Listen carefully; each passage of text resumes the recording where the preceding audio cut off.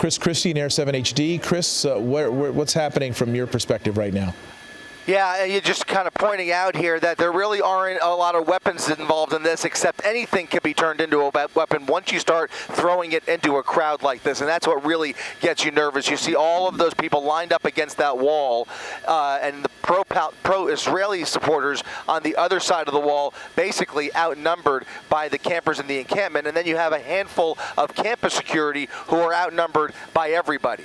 The one thing you also see on the west side there are several individuals with laser pointers that are pointing them directly into the encampments, which those alone can cause real eye damage as well. So, you know, it doesn't take much to turn anything into a weapon, and when you start seeing these objects being thrown in there, especially fireworks and the like, you know, things can go sideways in a hurry. And unless one side backs down, you know, this could be a long night here. You hope that maybe the smaller group will just call it a night at some point. But right now, they've got everybody's attention on both sides of this makeshift wall on the west side of the encampment in the middle of the quad there.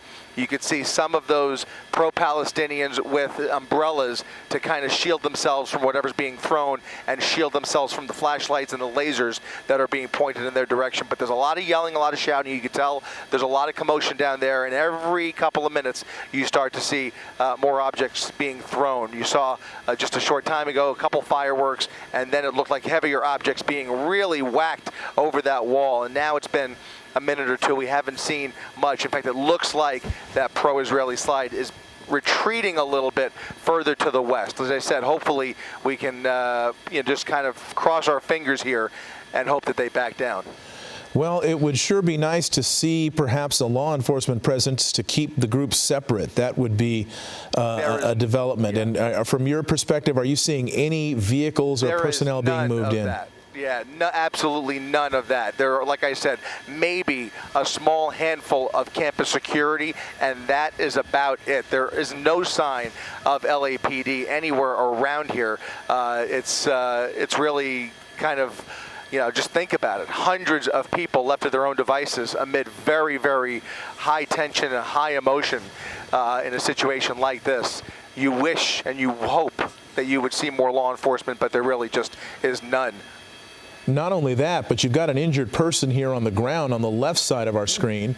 No medical attention available thus far for that individual. An EMS van was there earlier, and someone was treated, we believe, at that van, but then they took off along with the campus police officers who were there. And they haven't been back since. And so this is that person that we're seeing being carried. Go ahead. Right there. Yeah, firework just tossed over the barricade into that group of protesters right there. You can see smoke emanating from the front of those two blue tents. A firework thrown right in their direction. So this is at least the third firework that we've seen tossed over that barricade, and you know, the potential just grows for more injury here. I mean, just really, really tough situation, because again, even without traditional weapons, anything can be turned into a weapon, and certainly if somebody brought fireworks to the party, those can certainly do a lot of damage. They can indeed, and again, worth pointing out, no campus police at this point are there.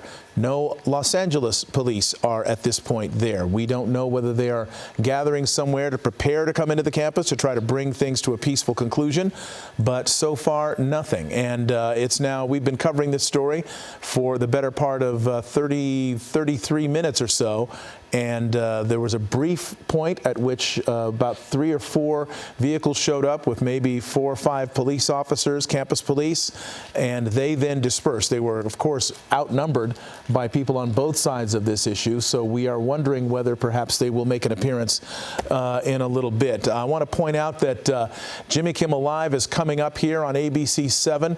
If you're intent on watching television and watching Jimmy Kimmel Live, we invite you to do so. If you want to continue to watch our coverage of what is unfolding right now on the campus of UCLA, we're going to continue streaming coverage on our streaming channels, ABC 7 Los Angeles and ABC7.com. I want to point that out. We are still about 30 minutes or so, 30 seconds or so left on this newscast. But again, those of you just tuning in, violence breaking out on the campus of UCLA between pro Palestinian and pro-Israeli demonstrators outside an encampment that has erupted outside of Royce Hall. Our coverage continues now on our streaming channel. Good night.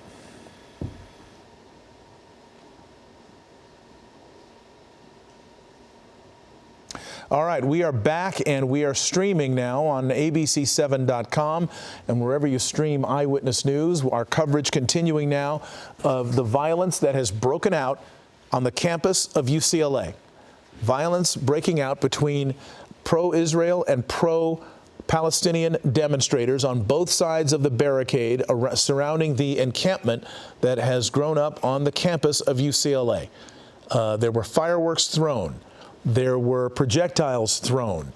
There have been pieces of wood and metal used as clubs. Pepper spray has been employed, and people have been injured, at least 2 by our count. Our Tim Pulliam is live on the ground. We have Chris Christie live in Air 7 HD, and our coverage continues now with Tim. Tim, what are you able to see?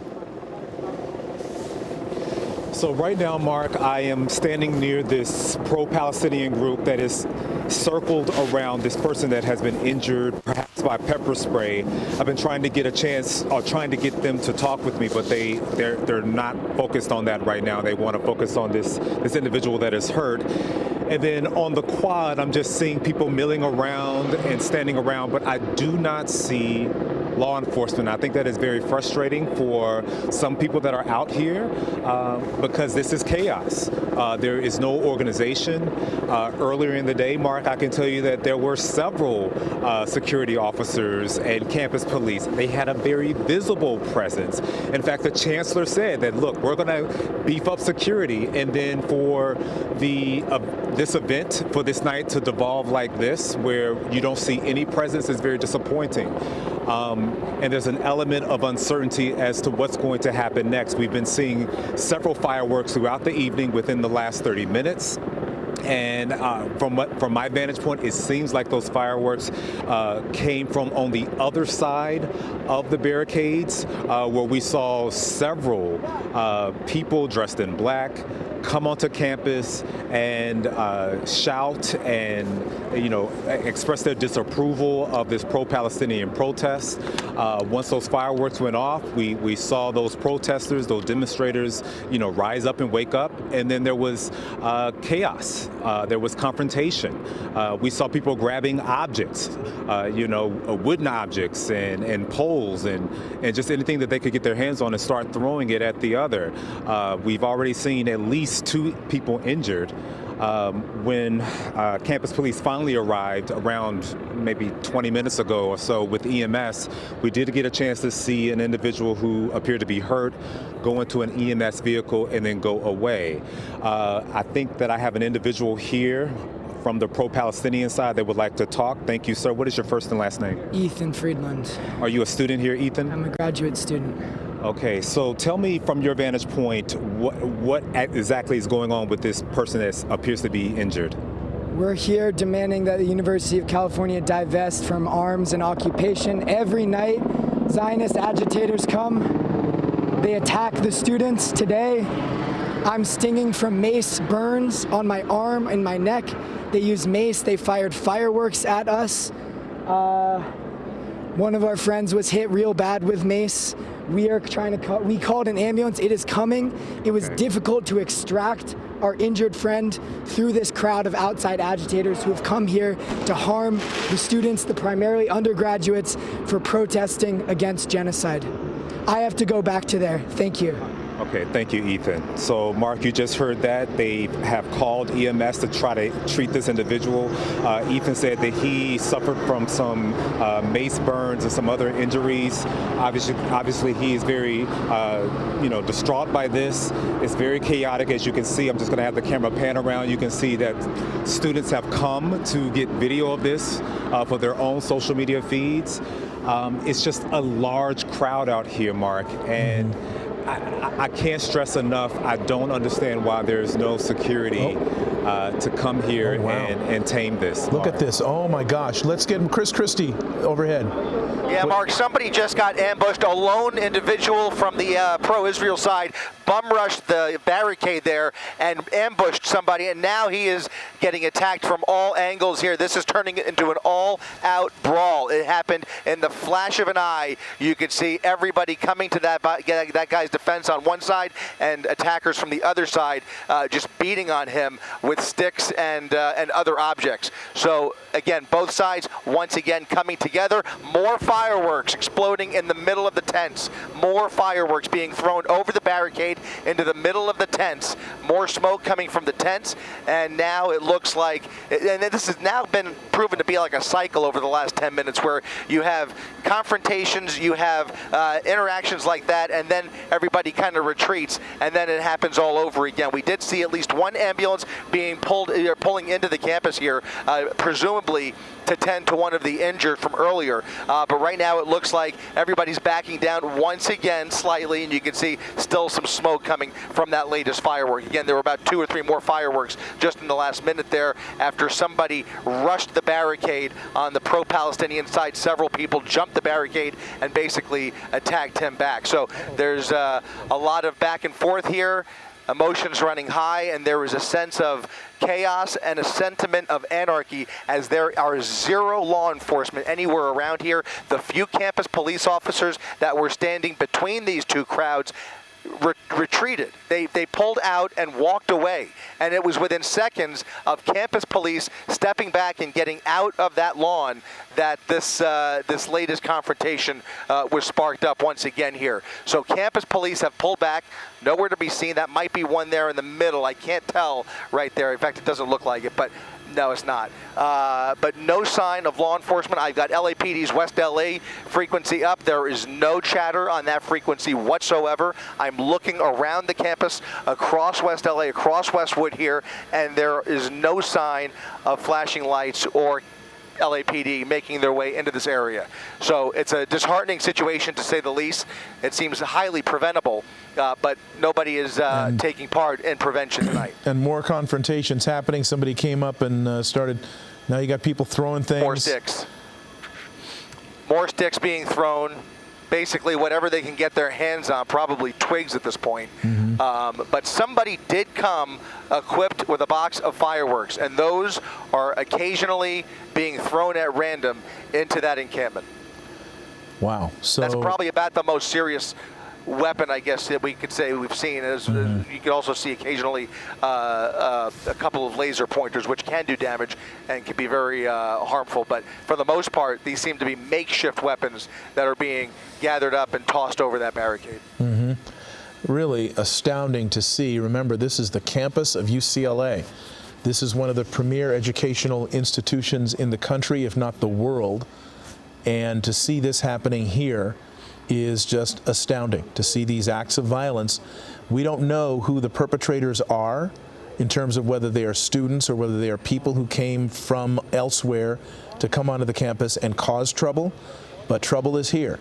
And we're still waiting to see if someone in a uniform is going to stop this and get between these two groups and put a stop to these angry young men who are confronting each other, throwing fireworks, throwing projectiles, hitting each other with sticks, rocks, whatever they can find.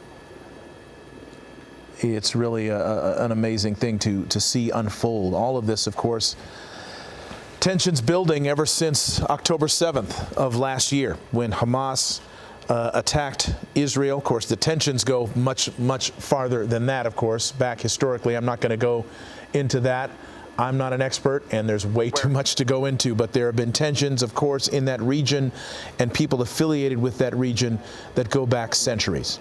And the latest iteration is a war that began after, in the wake of the October 7th attack, Israel's attack on Hamas, and now you see it brewing into college campuses like UCLA. Let's do it. The video there on the right is from earlier. The guy in the white sweatshirt who went there, grabbed what appeared to be a shield from some people, and then was attacked And what you're seeing on the left here, that is live. What's happening on the left is live right now.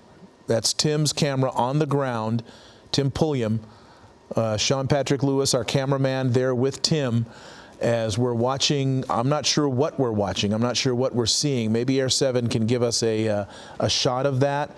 Some people kind of moving rapidly through the crowd, whether they are trying to leave or escape. Mark, somebody's being escorted from the Palestinian side across the quad to the other side of the campus here, and basically as they were doing so, they were being confronted by counter-protestors. So I don't know why they're running or why they are being chased at this point, but a lot of people went chasing after them, and now you see them kind of moving back over to the lawn over there. Not sure what sparked that, but there was a movement of about 50 or 100 people towards a tree right where that makeshift wall was. Right there, by the way, I should mention, just in the last 60 seconds or so, is an LAPD airship. It is the first and only sign of law enforcement that we've seen here.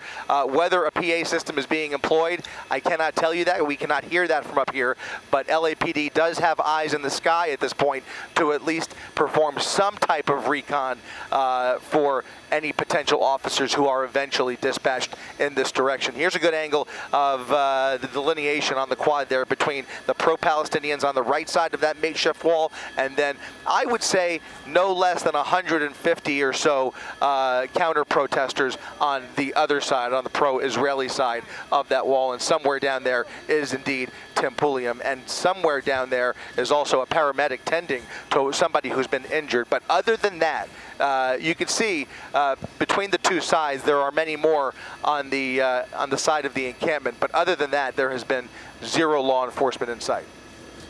All right, Tim Pulliam, can you speak to us? Yes, I'm here, Mark. All right, what's going on? So let me just show you something, Mark.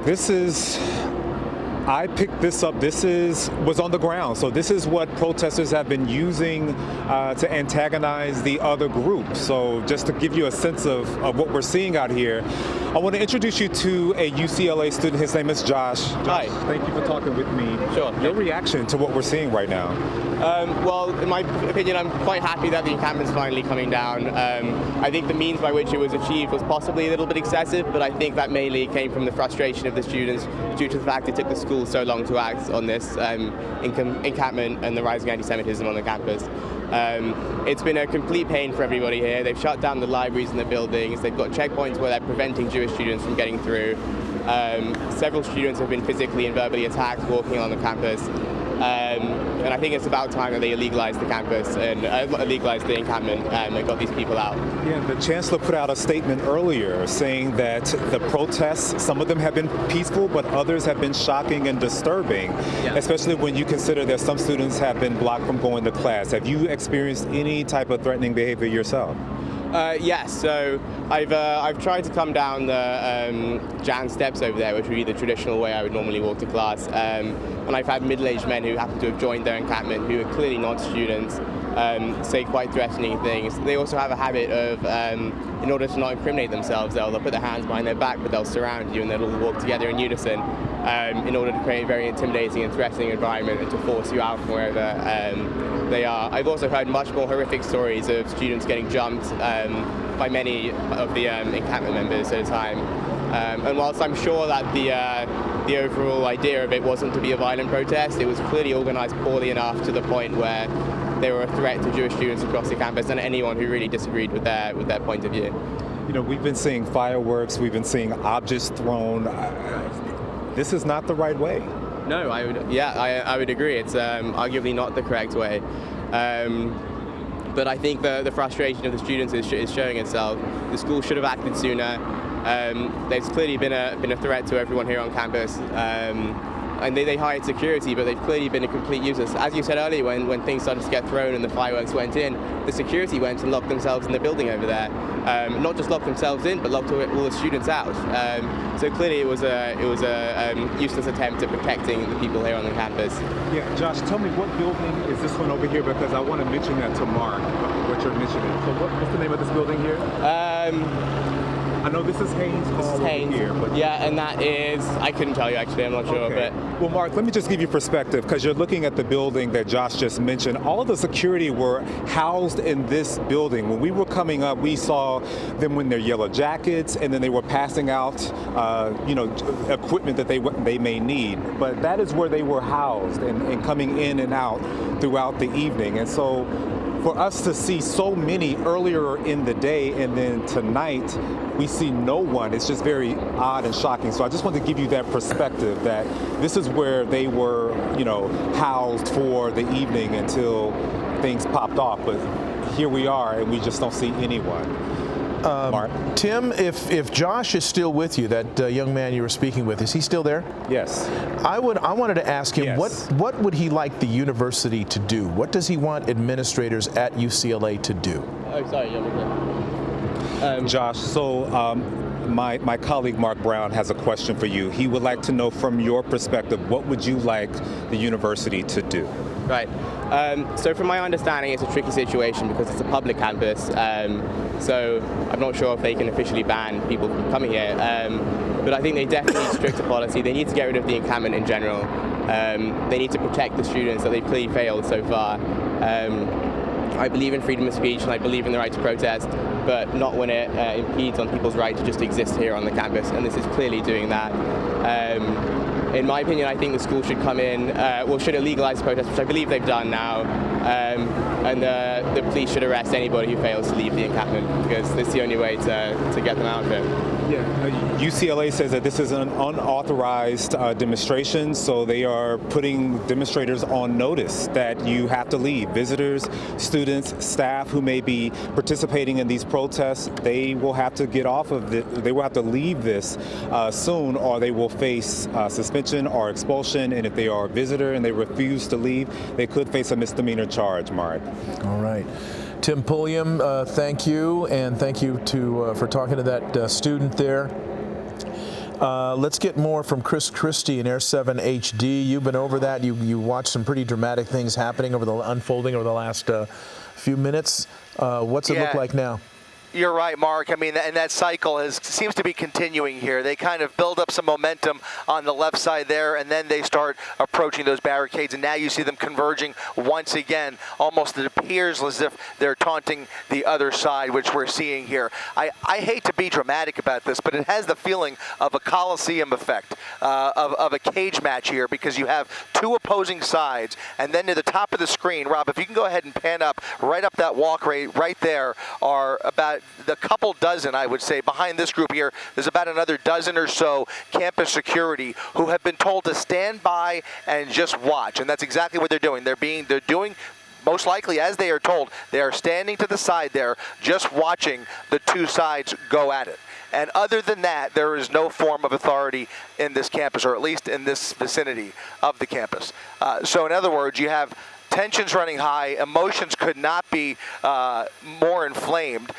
These two sides have been taunting each other all night long with loudspeakers, opposing music, and not only that, but each side has been posting really, really taunting videos on social media, almost out-dueling each other on various live streaming platforms. They are in full communication almost via social media, even though these two sides are physically on opposing sides of a makeshift wall. So this has been building all night long, and obviously things started to boil over within the last hour here, but to see some of the makeshift weapons that are being used, as well as fireworks being thrown in that encampment, that really raises the just raises the stakes here even more, and not to mention the potential for injury. And here you see them once again screaming at each other.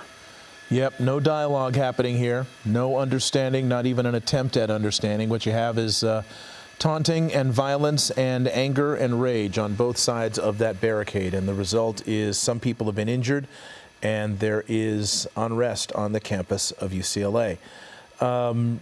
And still, you're up there, you're about 800, 1,000 feet up in the air. You're able to see whether there are any columns of police vehicles that would be heading in this direction, and I assume you still haven't seen that. Nobody's approaching. It's been the better part of an hour now that we've been covering this story, and still no indication of any law enforcement presence, whether it's campus police or LA police. I am anxiously looking for any sign of law enforcement, both on the scanner, trying to hear if they are dispatching anybody, even in this direction, to stand by, even if they're just standing by just adjacent to campus. But we don't see any of that. And certainly in the frame here, in this part of campus, there is no sign of law enforcement whatsoever. Only that lone LAPD airship overhead here. I don't remember, and actually he just left. So actually the helicopter is now gone. I don't remember. It has been a long time, if at all, that I can remember seeing this kind of confrontation and this level of violence on a college campus, no less, where there is nothing being done to prevent it on the part of any authorities involved. The closest thing you've got there is on the top part of your screen, right there in the center, the gentleman and the black shirts and khaki pants. Those are campus security, and they have been instructed to stand by and just watch this play out here, and that's exactly what we've been witnessing. Yeah, so I want to get back to the statement that was issued by UCLA administrators. Earlier today, they released a letter to people inside that pro-Palestinian encampment saying their protest is unlawful and violates university policy and threatens the people within it with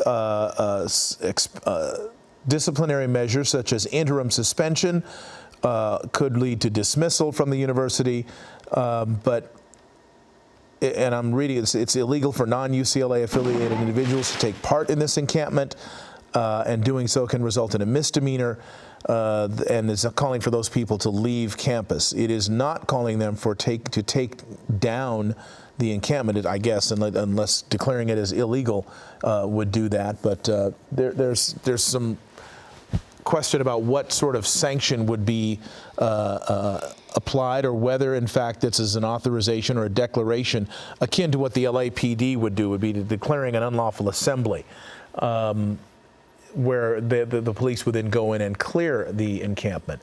That doesn't seem to have the sort of heft to it that this statement has from UCLA.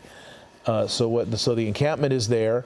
There are people now that have shown up trying to apparently to take it upon themselves to try to get the encampment out of there. That, of course, not happening. Excuse me. But what is their tactics? The tactics that are being employed here include violence and fireworks being thrown. The video you see on the right is an example of some of what was happening. People getting hit with sticks, people getting knocked over, people getting attacked, and all manner of things happening, and no law enforcement presence to put a stop to this. Tim Pulliam, what are you seeing on the ground? Have you seen any other people who have been injured? I've got like about 2 people that I know of that have been hurt, right? Or do you have more than that, or what's your sense of it? Tim? All right, Tim is. Here, talk to him. Hey, Mark, I'm here. Okay, hey Tim. Sorry, I know you were out. You're a busy guy out there. You're trying to gather information, and I'm glad you're still with us. I counted, I think, 2 people who suffered injuries seriously enough that they appeared to need treatment. Have you seen any more than that?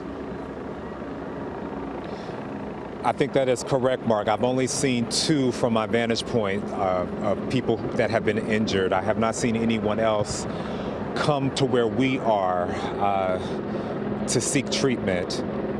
I'm just looking around here. I see more running, so I'm trying to figure out what's happening. I just saw a few people scurrying a bit, some type of strobe light. But for the most part, people are just kind of standing around. I guess that was just a false start, But Mark, no, I don't see any more people injured at the moment. Okay. We did see both from people milling around. Yeah, we saw from your vantage point, again, objects being thrown back and forth, both from your vantage point and from Air 7's vantage point. 2 different views of the same sorts of acts of people throwing things at each other on both sides of the barricade. On one side, you've got the tents. You've got people with plywood set up, umbrellas to try to act as shields. And on the other side, you have people milling about. and dressed, many of them dressed in black, many of them with their faces covered. Faces covered on both sides of this. I should point out a lot of masking on both sides of this this barricade.